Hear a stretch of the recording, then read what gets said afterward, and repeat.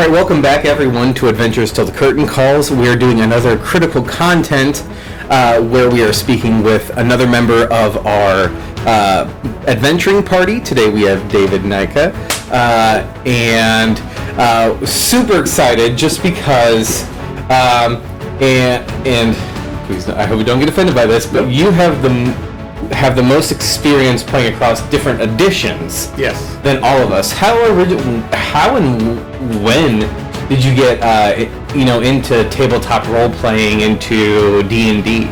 Well, back in the olden days, so actually in high school, 14 years old, my best friend Joe Katona, shout out Joe.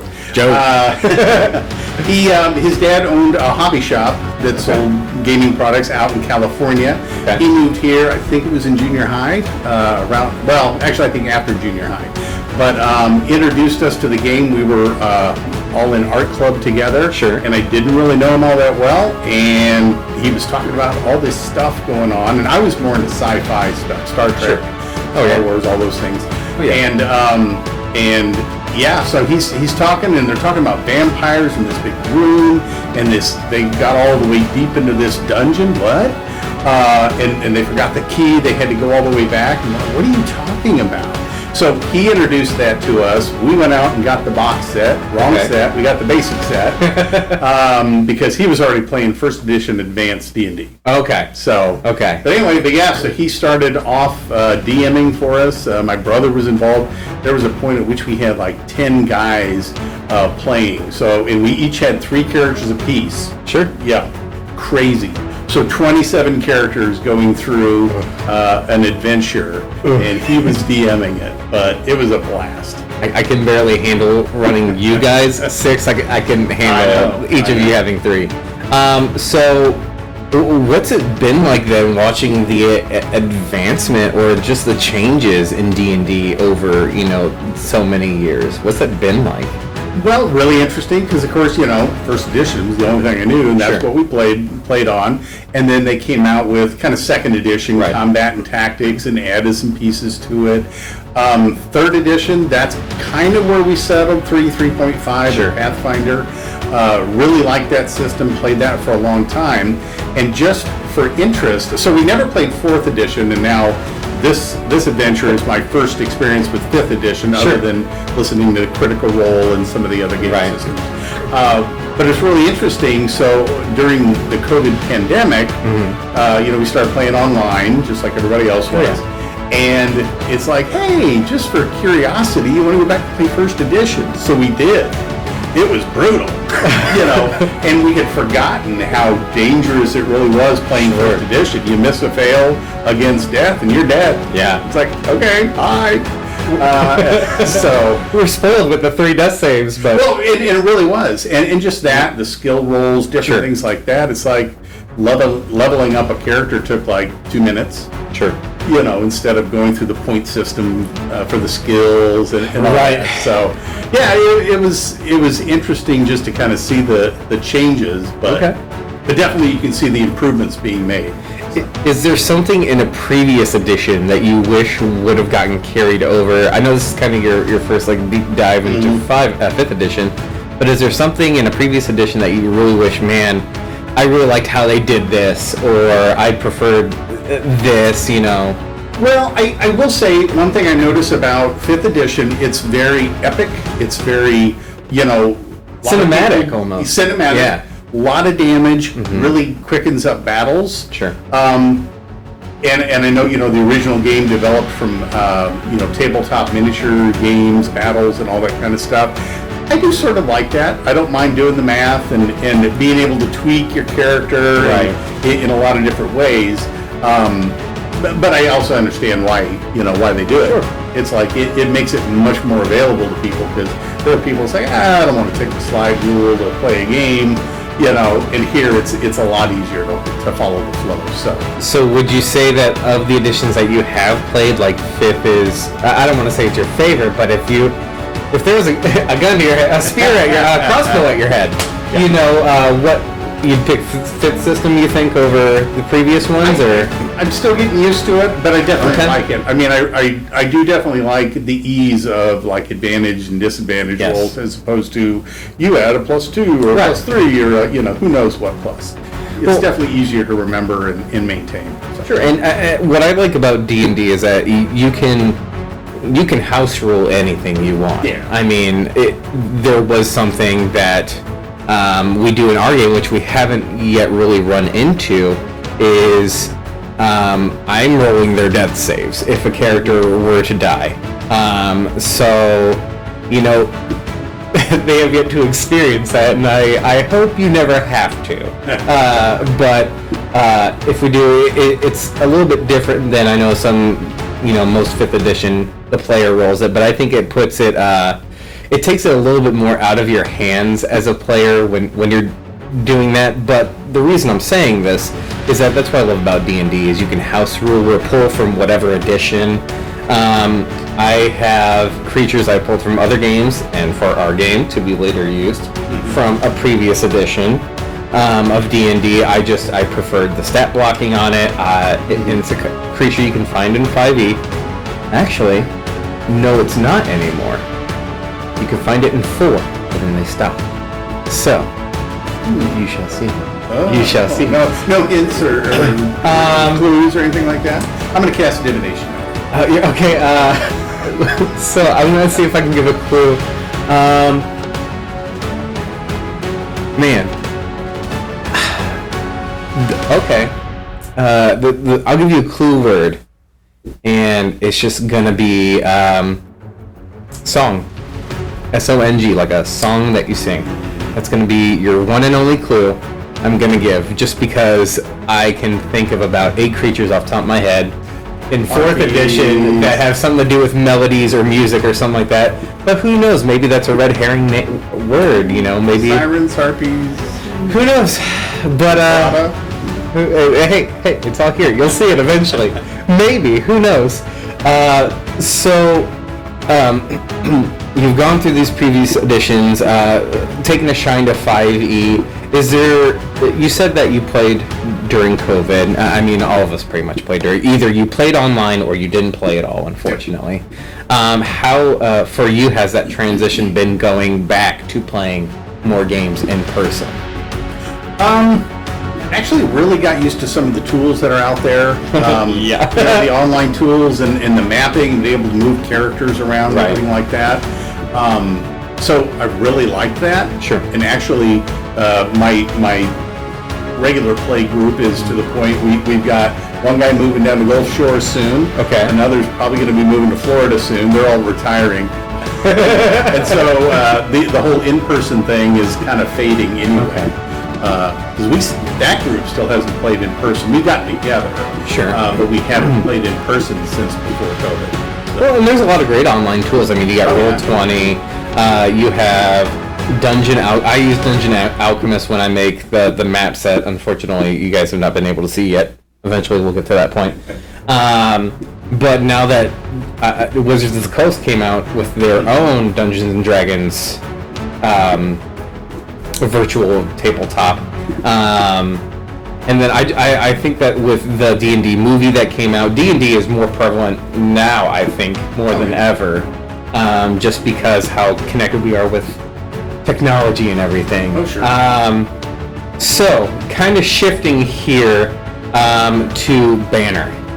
Is War Domain, if I'm not mistaken. Yep, correct. Yeah, War Domain cleric to Braxana, who is a homebrew deity in our world. She is the goddess of war. So, we kind of had this hinted by Nathan and by Will, but how did you settle on playing a War Domain cleric?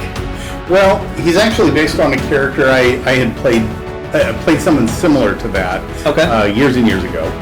Probably started 2nd edition. I think we may have converted to 3 along the way, so that's how long ago that was. But it kind of came out of the nobody wants to play the cleric thing. Yeah. But so the key to that to me is find an interesting way to play a cleric. Sure. And that was that you know, you have somebody based around strategy, tactics. Right. You know. Right. The war college that I mentioned in my background. Right. Things like that. So he's got that fighter element to him, which, you know, all clerics sort of do, but his is a little bit more, you know, again, war related. Right. So. I mean, yeah, you have that nice little mix between, you know, the battle master fighter, as well as like, a cleric. I mean, if you combine the two, you get Banner. But well, it's also helpful that other people in the group are able to cast healing spells, so it takes the burden off of the cleric feeling like I have to save everybody all the time. Yeah, exactly. And that's one of the nice things about, I think, the 5th edition brings that some of the earlier editions didn't. You know, you're not stuck like, all right, I'm the healer. I can't cast anything else interesting, because I got to heal. Well, for me as a DM, I think I don't want to, and I don't think a DM necessarily should. We are arbiters. We are not gatekeepers. Mm-hmm. If there is a spell that you can reasonably justify why Banner could possibly learn it, let's talk about that player to DM and see like how we can make that happen. If not, is there something with that flavor that you want? Yeah. You know, because I don't, like I said, I don't want to gatekeep you. I want you to enjoy your character and have fun, but I don't want you to break my game. Not my game, our game. So Banner has a trained background. What?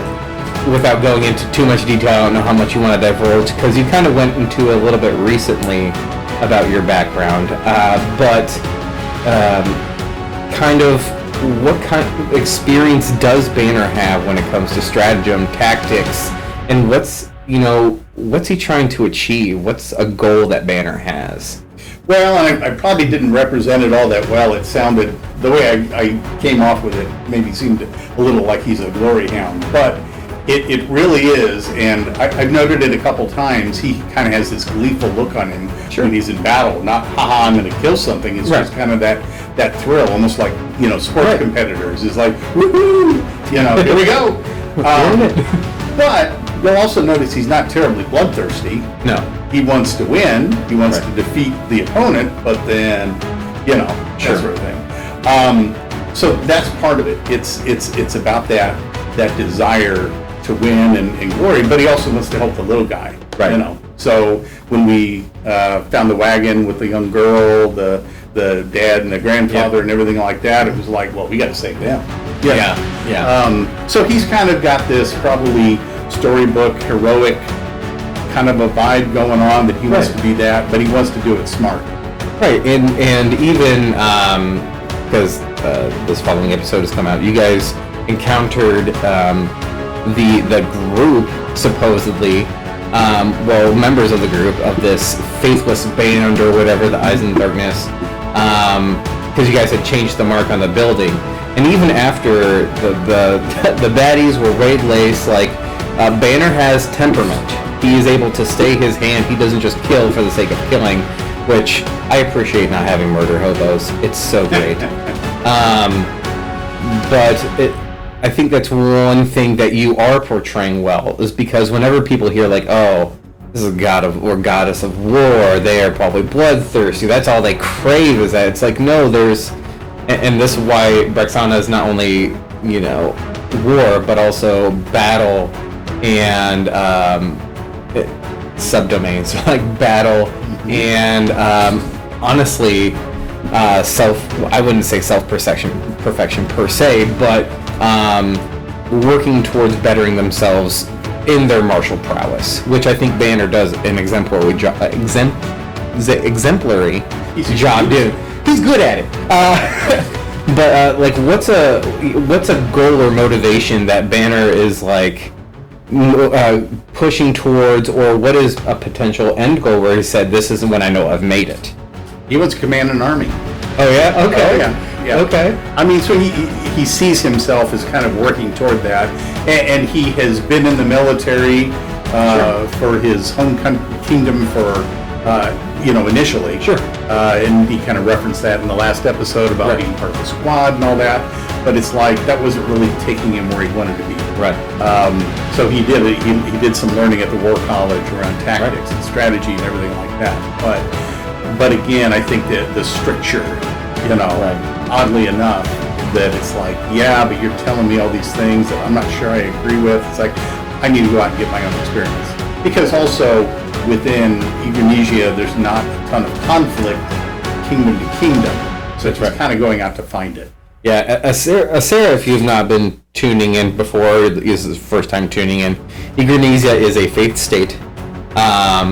But the world at large is governed by a high king. So smaller kingdoms ruled independently by a high king. And Banner's home country was one that's more known for turning out tacticians. But not only just tacticians, but also diplomats and everything. So, there's always conflict and strife, just not necessarily, I think, on the level that Banner wants yet. Question mark, ... But there was a moment where the Lord Marshal, kind of Brexana's, not champion per se, but kind of the faith leader for the organization, their pope, essentially, took a shine to you and gave you a shiner. But what was Banner thinking or experiencing, not only having the head of your religious order speaking with you, but then kind of hand you a royal beatdown? Well, the first part was kind of like, wow, he's going to talk to me. Awesome. He had no idea that a beatdown was coming, or even that level of, Sure. He took it like, oh, you want me to see my moves? Okay. I got some cool moves and I'm showing to you right now. Did not happen that way. Sure. Well, and that's just, we're now level 4. We start out level 3. There's obviously room to grow and just kind of DM's mind there, if if you have a player character who is looking to better themselves, elevate their position, and they're, I'm going to say, more martial than magical, give them the means to do so, because, again, as you stated, this isn't the most war-torn of lands. Right.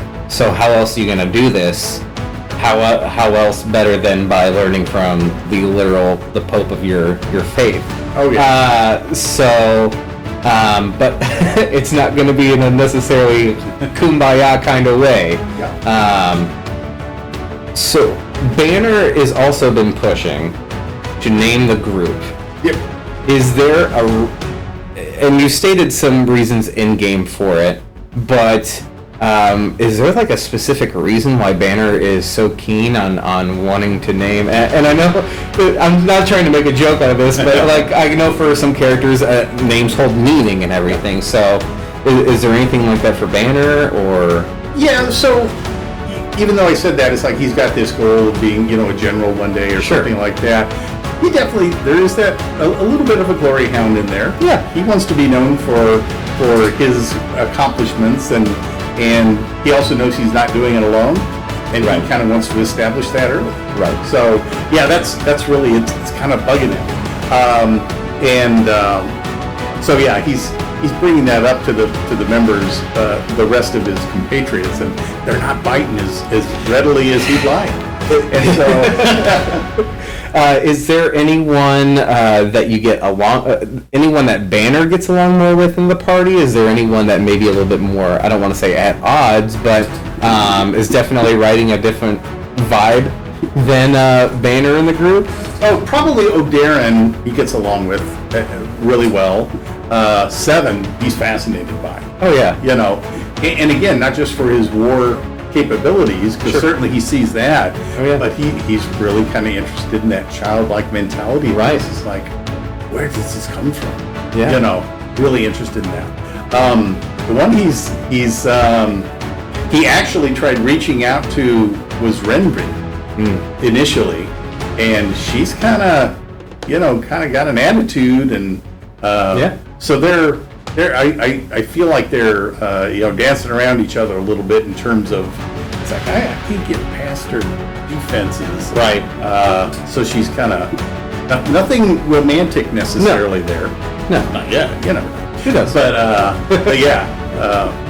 Yeah, he's definitely trying to get under her armor and figure out. It's like, what's going on here?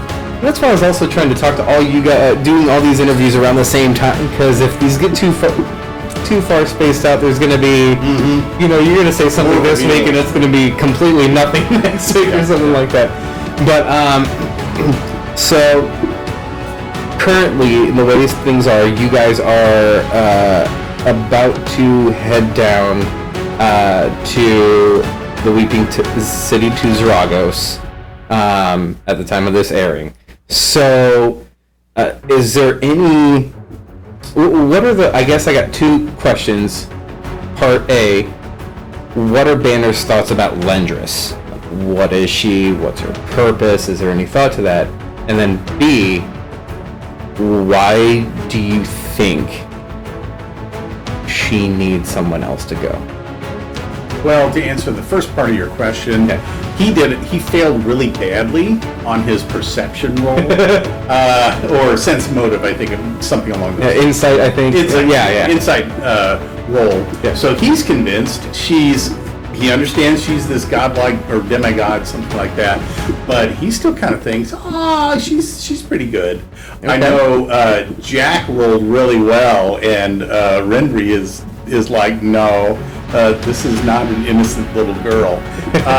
So Banner's really kind of torn because he really wanted it to be, this pure spirit. Oh yeah. So he's still kind of withholding judgment. My guess is, and this is Dave's guess, not necessarily Banner's, but that's probably a key. I wonder if she is bound in some way. Okay. And that will help free her. Okay, because for those that have not been listening or jumping in for the first time, or as a reminder, they have been sent by Lendris to go to this city of Zaragos, which they have kind of deduced through research. This city called the Weeping City, ever constant kind of flowing of ash over it for hundreds of years.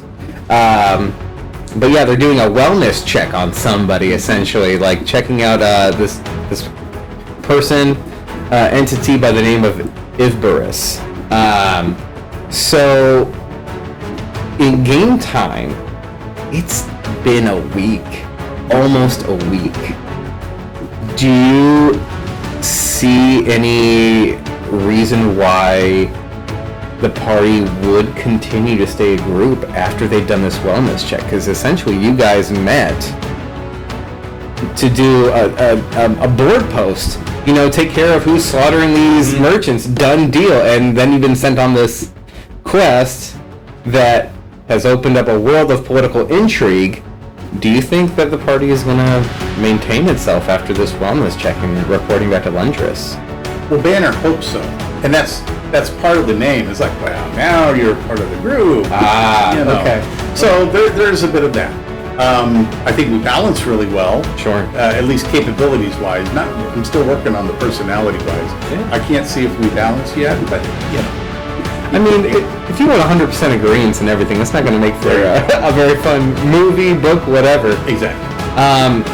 So, what is one thing that from your backstory which plays, you have the trauma characters. There's a deeply seated trauma in their past. They are resolving that somehow, either by, I have to find and kill so-and-so, or I have to steal this back. Is there any sort of, I don't want to say trauma response or background motivator, but is there anything specifically in Banner's background that led him to decide I want to become a warrior, a soldier, I want to become a fighter? Is there anything that motivated that? So there is something. So as far as the whole trauma thing, sure, I deliberately made him without any great trauma. Bless you, sir. Exactly. Because not everyone has experienced this huge amount of trauma. Now, his mother did die. Sure. I think it was 10 or something like that. Those things happen. Yeah. And it was, tragic and everything, but he moved on. Yeah. He had a good dad and all that kind of stuff. Sure. So, So there's no great trauma in terms of that's driving him, but there is something secret. You're aware of it. Oh yeah. Others probably are if they would look back at our chats when we were forming all this. Oh yeah. But so I'll hold off on that review. Okay. But that figures into it. There's some feelings of destiny in his mind, and so that's really what's kind of driving him. He sort of sees himself as a destined figure. Sure. So. Does Banner have? So he had a good father. So you said, admittedly, that he had a good father. Does Banner keep in touch with his dad? Whenever he's home, does he stop by and sure. Okay, so how long? And I know we probably didn't talk about this at all, but how long do you think Banner's been away from home at this moment? Because I know you probably left for a bit, come back. You obviously did your studies at the college, probably came back for a bit. Yeah. But how long do you think that Banner's been on this most recent travel away from home? Oh, probably at least 6 months. 6 months? Okay. Yeah. So relatively newish. Yeah. Wonderful, fantastic. But and I apologize, I'm asking a lot of Banner's motivations, but that's because please don't take this the wrong way, but when it comes to moral comments or questions, it seems from my point of view, I hear Banner a lot. Mm-hmm. And not like in a bad way, in a good way, like he has the input. But with everything else, you're like, I'm gonna let them kind of talk and see where this goes, and then chime in. Yep. Strategy, baby. So yeah, so it definitely seems like Banner is the kind of thoughtful, again, not bloodlust murder hobo. He's able to think through, listen, take in, and adjust as need be. How much of Banner is David? That right there, definitely David. And I'm that way at work. It's like I don't want to make a snap, call or anything like that when I'm not fully informed. So gotcha. I'm going to be like, well, let me hear the advice because and so I work in IT, and so there's a lot of times a lot of different ways you can approach something. I want to make sure because I know I'm not always the expert. You know, I may have the call. And so again, that's kind of Banner. He's like, well, I'm not the expert on all these different capabilities, what we should be doing, or even what's going on, but he's going to wait to kind of take in that information and then make a call. Does Banner? So Banner got crafted for Beakley, a harness that will. I don't want to say unisex, or not unisex. One size fits all. One that'll change as he grows, and then you are also having something else crafted as well. Does Banner hold any significance to physical things? Like, as in, like, I don't want to say trophies, but memorabilia or anything like that. Like, does he keep things that might be important to him or anything? Because I didn't know if what you're having crafted currently fits in line with that or not. So no, not so much. Okay. But symbols, and kind of the way he carries himself. He keeps his armor, his clothing, everything well stitched. He's got mending, the mending spell. So, not that I brought it up that much, but anybody would probably look at him and be like, oh, in good shape. All the stuff he's got. He keeps his hair kind of, close cropped and neat and things like that. So that appearance thing, and then like you said, kind of the symbolism. Because again, he sees himself as eventually being a commander and all that, somebody you want to look up to, that sort of thing. So yeah, I guess appearances are important, be they physical or even, moral, things like that as well. Does he make decisions with I don't want to say with the anticipation, but kind of acting under that always behave like someone is watching kind of mentality? Like, you never know who, maybe it's a little boy that sees this war cleric in battle, is like, man, I want to be like him.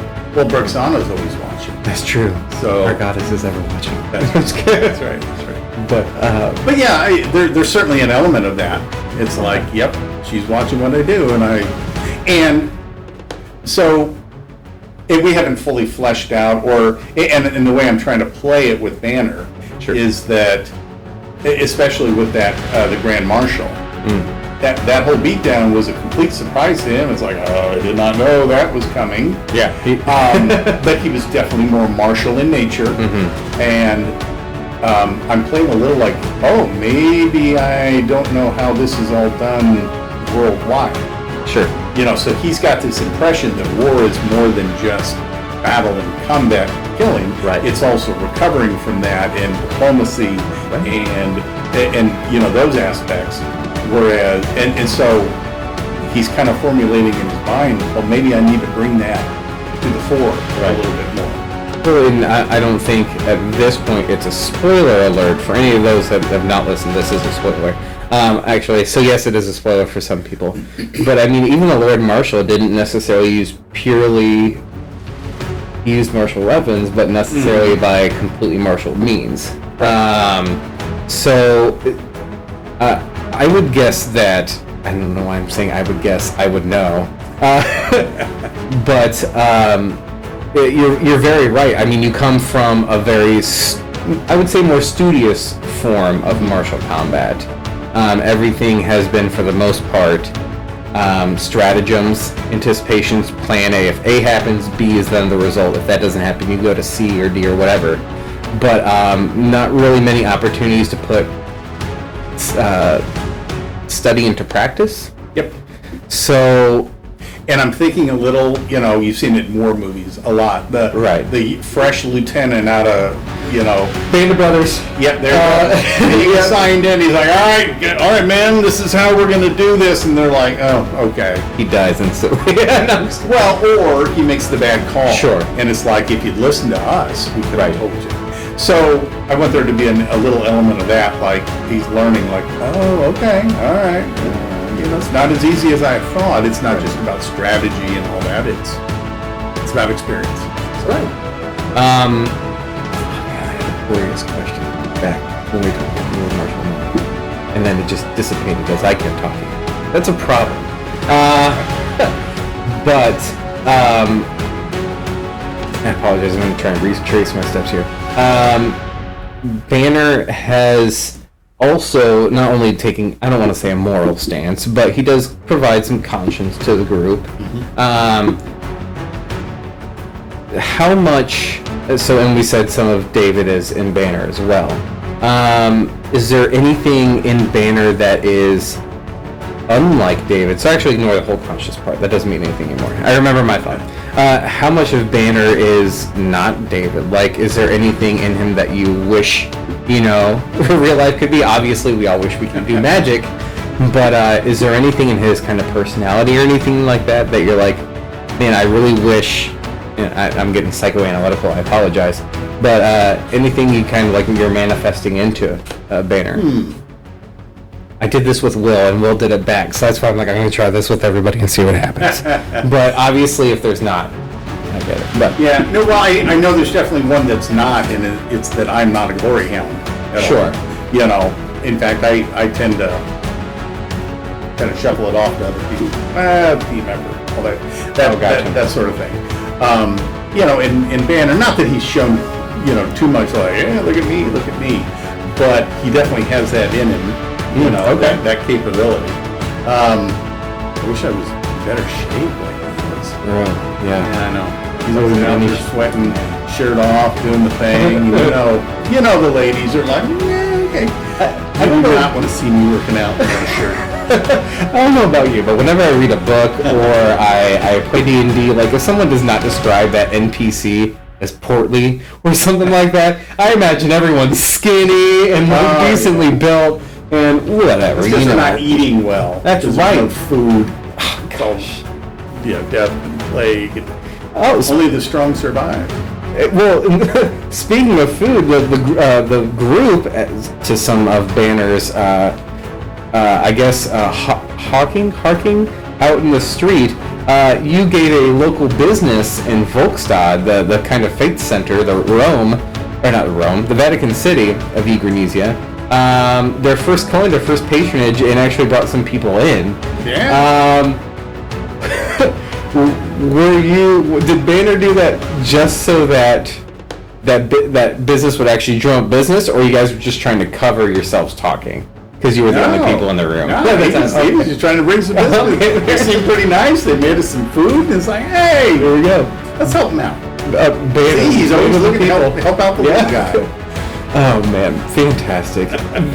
So, I'm curious, is there any burning questions that you or Banner have that are unanswered at this moment that you're like, man, of course I may not give you the answer, but is there anything that's just kind of been burning in the back of your brain? Well, yes, certainly. I mean, and we've sort of got a bit of an answer, but I'll definitely be interested to see how this plays out, and what's happening with Seven and Will. Okay. Yes. And how that applies to all of us. I think we're all assuming that there's going to be a similar sort of circumstance along the line down the road that's going to play into that. So I'm really anxious to see how that plays out, and then of course how we play it out. Yeah, definitely go listen to the episode with when I interview Will, and it's the complete lowdown on that situation. Yeah, his episode was 3.5, and then his interview is actually the party is the first one that'll be up there. So keep an eye out for that. Just because, and even the precept for the game was you guys went to a real life place here in Springfield, Illinois, and then you are then waking up as your player characters. Mm-hmm. So with no knowledge of any. Yeah, and it was like at the time I remember playing. It's like, okay, how is that? Right. Well, and so I will admit, so I do a little bit of an accent, not very heavy because I'm not that great at it, but I wanted my character to be a little different. Sure. And so I'm working on this accent and the personality, everything. And when you started that way, I was like, oh crap, are we playing us in these people's bodies? I gotta throw away all this stuff I just did because Dave doesn't talk like that, and then it didn't turn out that way. So I'm happy with that. It is very well ingrained into the campaign. It is just plot points you have to get to, and Will just kind of forced his sooner than I thought was gonna happen. All right, but that's party D&D is just thinking on your toes, whatever happens. Going with it. Well. That's all the questions I had for you. I really appreciate you stopping by, David. Again, for those of you, if you have not listened, we have our regular campaign episodes up. We have our Springfield one-shots. It's where I go around Springfield, Illinois, where we are at, and I speak to locally owned and operated businesses, and I mean, honestly, just shining a light on them. Many of them suffered throughout COVID, and they had to close up shop. And so we just need to remember that these are our family and our community. We need to be there to support them. And then we also have our critical content, where we speak with content creators, which everyone in our group is now technically a content creator. But we have interviews with people from TikTok, people from YouTube, people in the US and the UK, and Canada. So plenty of stuff, and we're just going to keep adding more. So make sure you stay tuned and listen in or watch in, either on Spotify, on Apple Podcasts, on YouTube, whatever that may be. But again, thank you, David, and thank you, everyone, for listening in. And until we see you, it's 5 to Places.